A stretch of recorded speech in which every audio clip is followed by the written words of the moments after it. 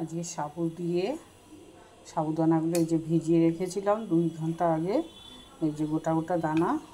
আজকে সাবু পায়েস তৈরি করব। সাবুদানা আর এই আমুলের দুধের প্যাকেট, আমুল দুধ দিয়ে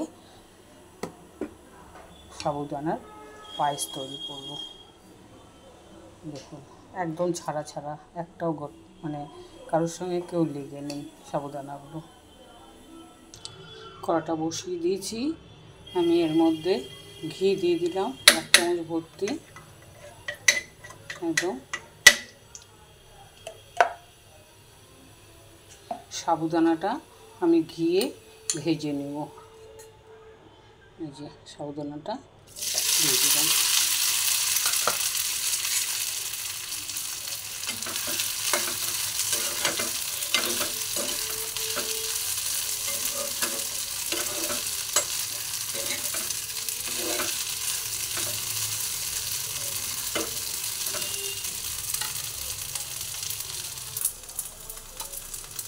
দেখুন ভাজা আমার হয়ে গেছে, সাবুদানাটা ধুয়ে একদম পুরো ভেজে নিয়েছি ভালো করে।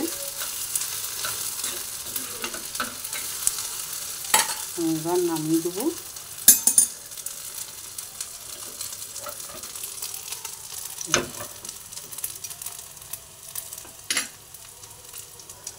দুধটা বসিয়ে দিচ্ছি।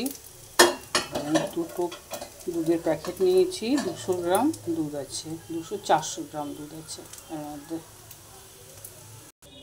আমি যে পেস্তা বাদামগুলোকে আমি একটু ঘষে নিব, ঘষে পায়েসের মধ্যে দিব পেস্তাটা। দুটো তেজপাতা দিয়ে দিলাম। দুধটা ফুটছে,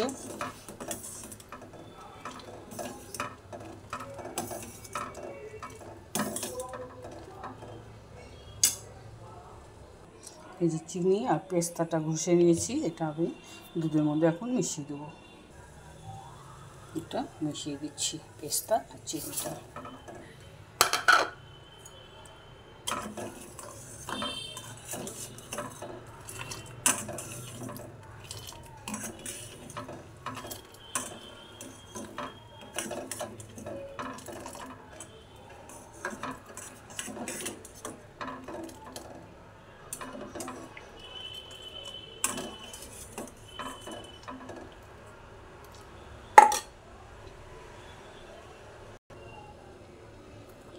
এই যে এই দুধটা আমি দিয়ে দেবো।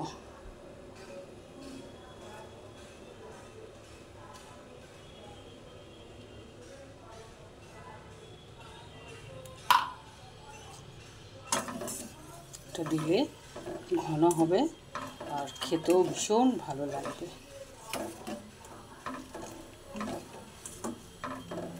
দুধটা ফুটে গেলে আমি এর মধ্যে সাবুটা ভেজে রেখেছি ঘি দিয়ে, সেটা দিয়ে দেবো।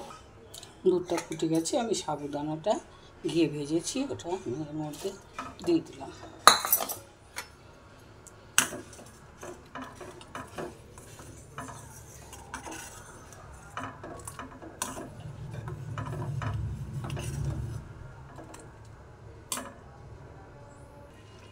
দেখুন আমার পায়েসটা হয়ে গেছে। দেখুন কি ফুলেছে সাবুদানাগুলো, দেখেছেন প্রত্যেকটা, আর প্রত্যেকটা কিন্তু ছাড়া ছাড়া আছে, একটা দলা দলা নিয়ে দেখুন। কারণ যেহেতু আমি ঘি আগে ভেজে নিয়েছিলাম দেখে। এবার আমি নামিয়ে দেব। 3 জনের জন্য আমি বেড়ে দেবো, মেয়ে, নাতনি আর ছেলে। দেখুন কি সুন্দরভাবে ফুলে গেছে প্রত্যেকটা একদম।